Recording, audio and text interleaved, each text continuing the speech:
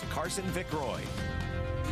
Welcome on in, folks. As we look at your temperatures, we're going to be in the upper 80s and lower 90s over the next several days. So very warm, very dry. And that's not great news because it's already dry across the area. What we are seeing is not a drought, but these abnormally dry conditions, which is a pre-drought indicator, that's beginning to move into East Texas. And because of that, the lack of rain is causing us to move towards a drought classification. So we're going to have to keep a very close eye on that. Not going to see any rain over the next 7 days either. So those worsening drought conditions are expected to continue, and we'll have to keep a close eye on that. We are way below where we should be over the last 30 days. I mean, there's one area there around Lake Palestine that's in pretty good shape, but for most of East Texas, not so great when you look back at the month of September. So unfortunately, I do expect this trend to worsen before it gets better. It's a lot like what happened last year at this time, where we had all those burn bans in effect without the relief of the rainfall. Still tracking two tropical systems. We've got Imelda. That's just off the southeastern coast of the U.S. and then to the west of Bermuda.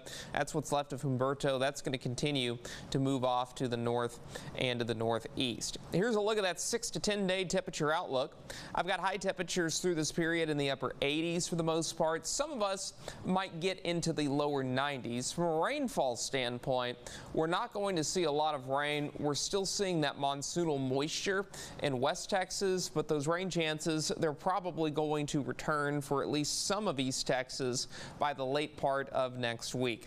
As we look at satellite and radar, we are seeing a few passing clouds moving from southwest to northeast, but other than that, we've remained pretty dry today. There were actually some sprinkles near Lindale, but it didn't amount out to very much and was not really helpful to our case. Temperatures in the upper 80s and lower 90s right now. Dew points are in the 40s and 50s for our western counties, a bit higher out to the east where we do have more clouds. And as we look at tonight's forecast, we'll fall to 64, mostly clear and cool, mostly sunny skies tomorrow. We're back to 89. It will be fairly warm for this time of the year as temperatures will remain above normal. And as we look at the next 7, we'll be in the upper 80s and lower 90s.